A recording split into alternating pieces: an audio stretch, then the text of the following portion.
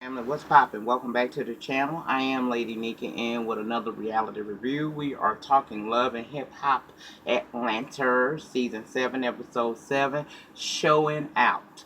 Now, before we begin this review, I have some church announcements. As always, I tell y'all what's good, okay? We are still having the campaign for Bianca Brooks to become Luster's new face of Pink. I will link down in the description box the link that you go to be able to vote for her once every 24-hour period, all the way up until May 19th.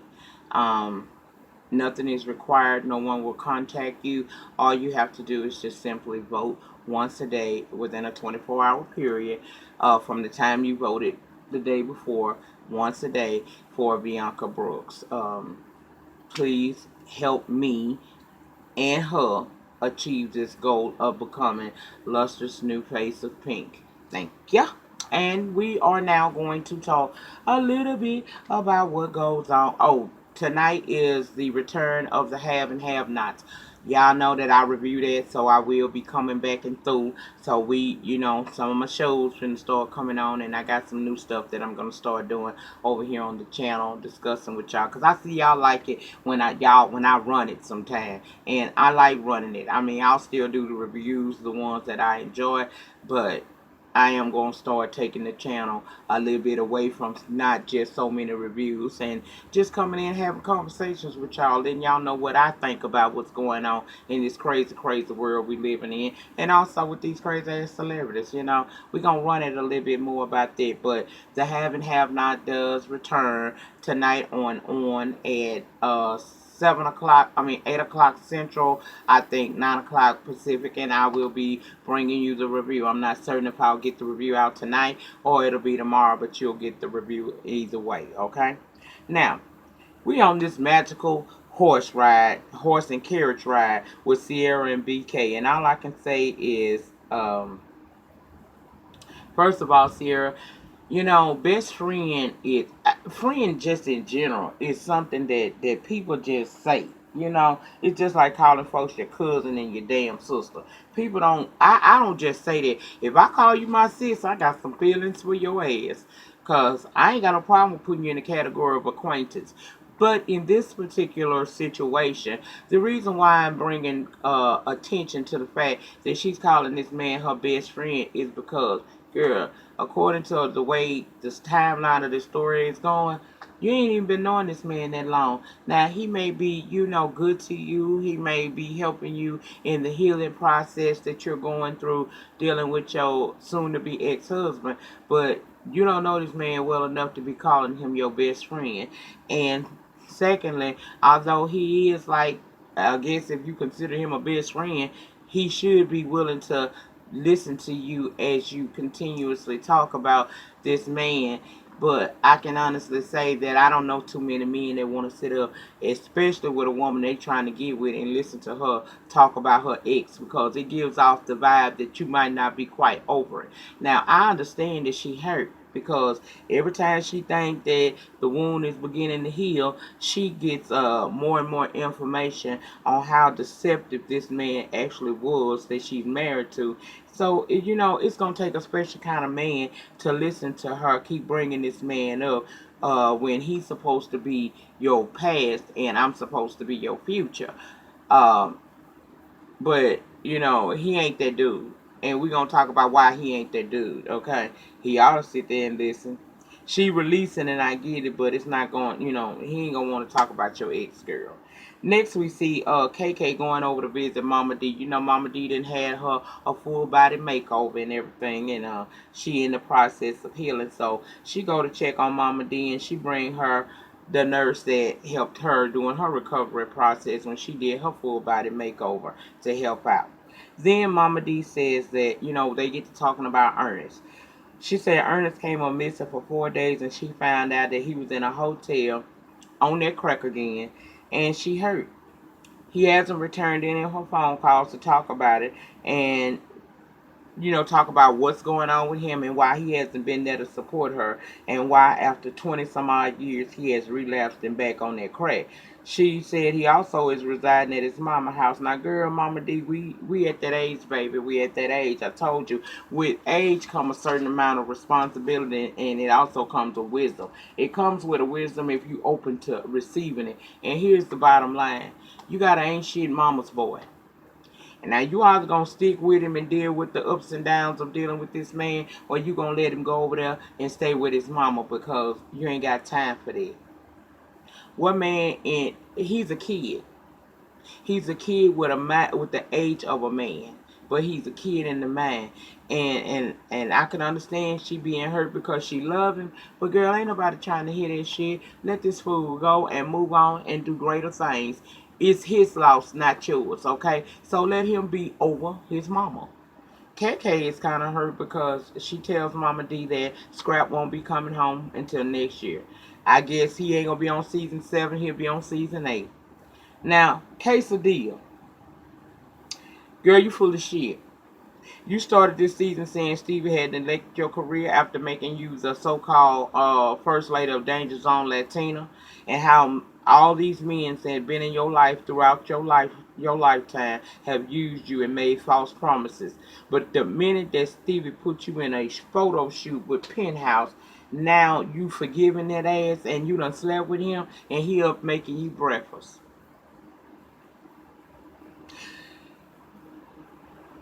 She glad to know that he doing for her, but knows that her friends gonna be upset with her, and rightfully so, cause you came to them broken over how Stevie played you and all the other stuff that you've gone through in your life. But now you want him to be your manager, your man and your manager. Girl, you out your mind. You full of shit.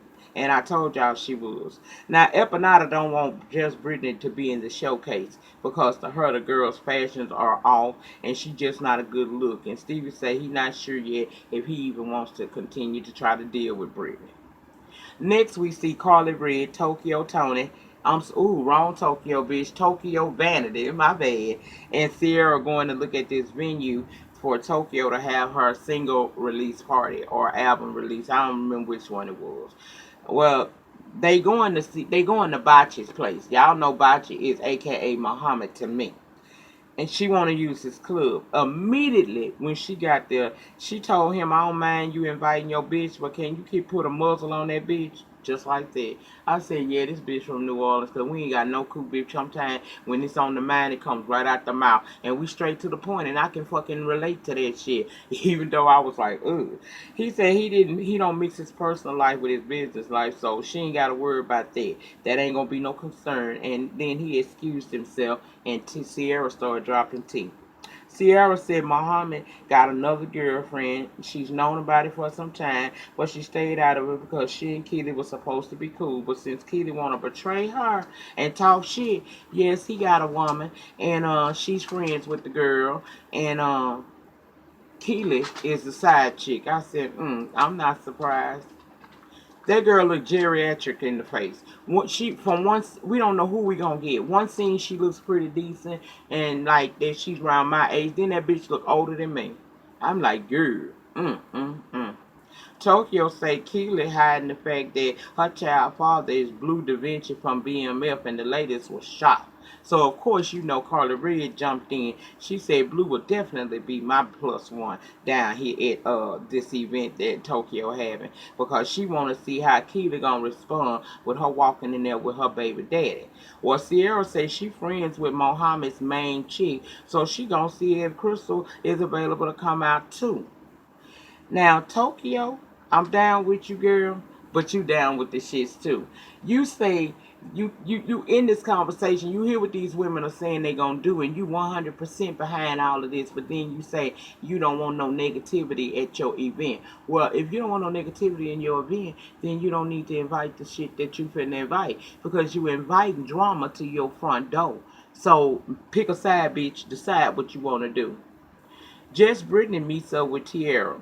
And I was thinking they must be trying to phase Tiara back into this season for next season. Because how all of a sudden she know just Brittany. Because when she first came on here, she was supposed to not know nobody but KK and Scrap now. And I think one of somebody Carly, I think. I don't remember who she know, but child, anyway, they friends. So the girl looking like a whole horror show. I don't know who is styling this girl, and I know them wigs be crunchy, but we in season 7, girl, and I know this your first season, but you supposed to be signing to Rick Ross, so you supposed to already had somebody in the pocket that can make you look like an individual, cause you is giving me every bit of fucking Beetlejuice tease. Girl, you look a fright. Her issue is she's not feeling feeling after one song that she need to be signing with Stevie J. Girl, I thought you was Rick Ross artist, so why would you that even be on the? I'm not understanding. Is she or is she not Rick Ross artist? Because that's what we was told when she was first came on here and was doing this song with Stevie J. It was to my understanding Stevie J was trying to manage her, but she belongs with Rick Ross. So what's the deal? What the deal be today? I'm confused. Okay.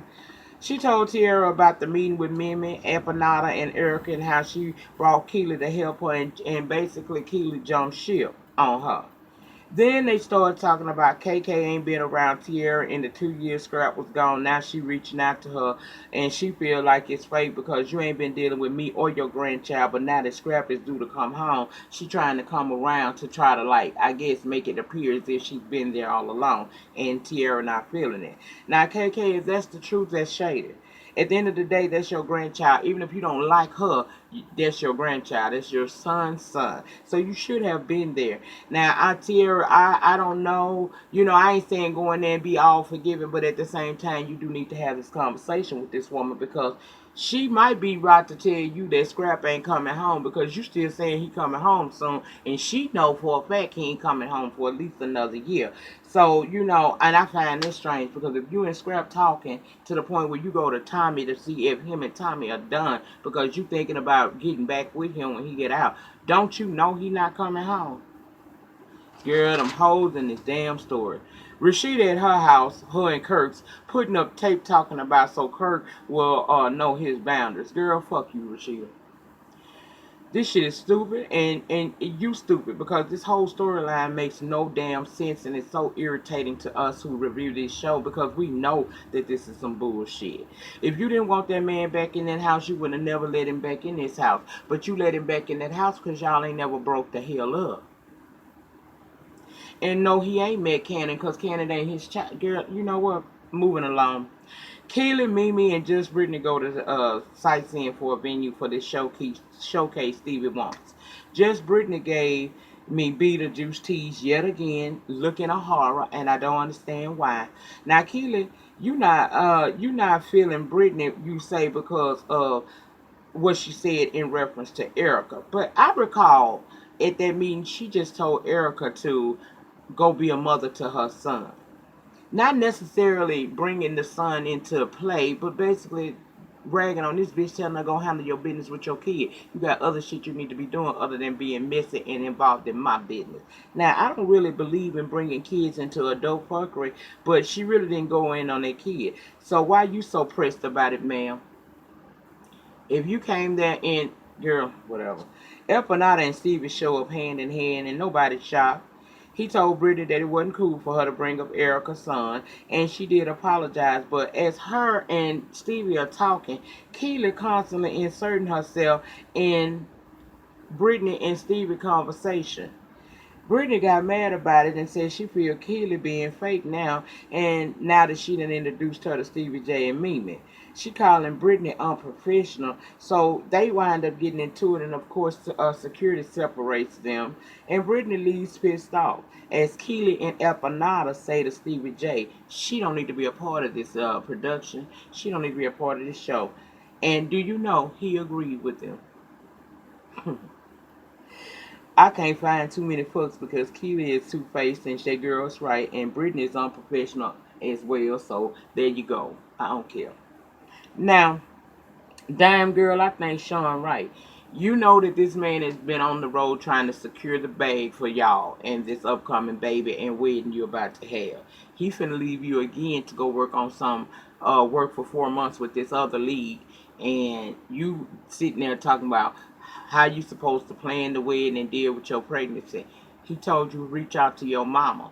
At the end of the day, if you ain't got no damn friends, you might want to reach out to your mama. I don't know what the big situation is. I know you say she upset about what you said at one of them reunions, but girl, it's time to let bygones be bygones. Because at this time in your life, you really need your mama. Now you may not want to, but you gonna have to make up with your mama, or shut the fuck up and deal with everything on your own.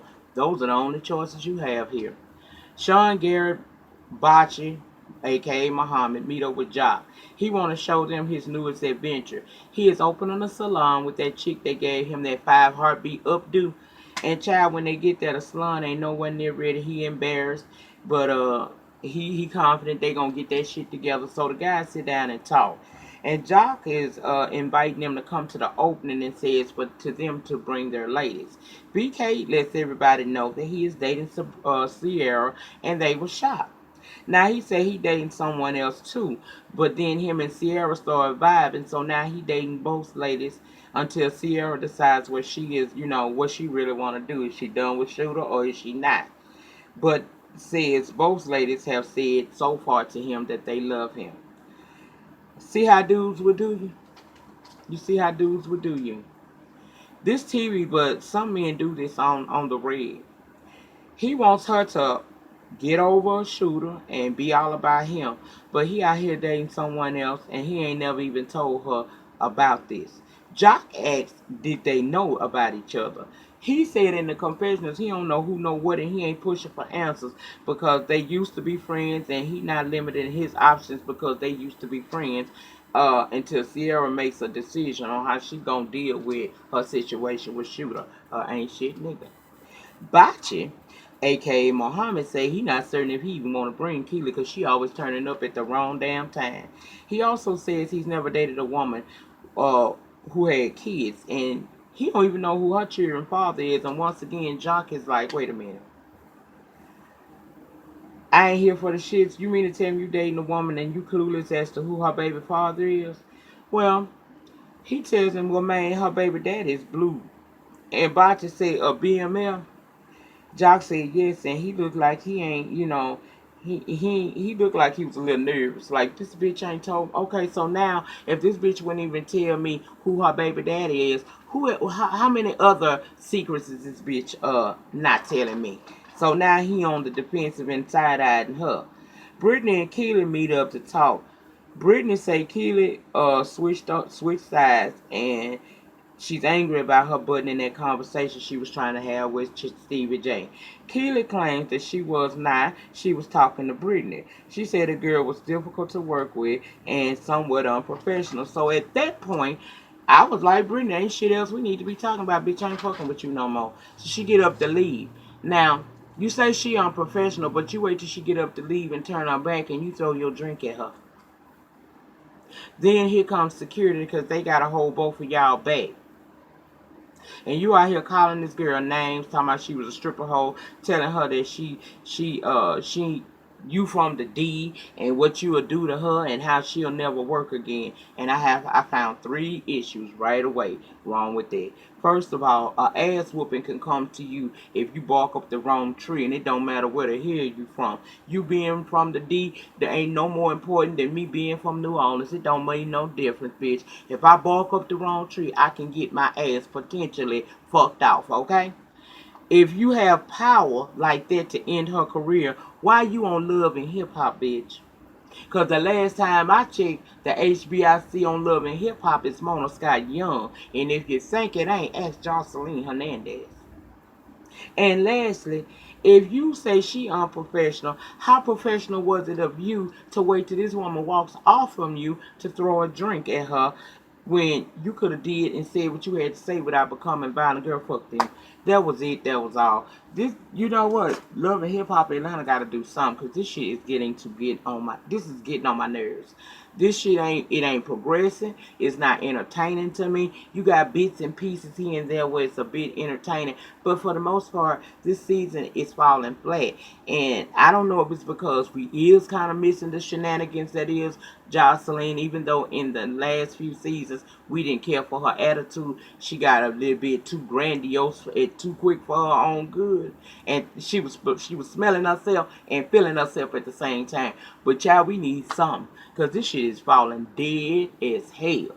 Okay? That's what I say about it. Now get down in the panty, y'all, and let me know your thoughts and opinions on last night's episode of Love and Hip Hop Atlanta. Also, please remember to look in the description box for the link to go vote for Bianca Brooks for the new face of Pink through Lusters. And I will see you guys tomorrow for the Have and Have Nots. It comes back on tonight. We gonna watch it, bitch. We gonna watch it. That's it. Remember, the depth of your struggle will determine the height of your success. In the meantime, in between time, please remember to rate, comment, subscribe. Share this video wherever it is you share videos. And we gonna fellowship again tomorrow. Peace.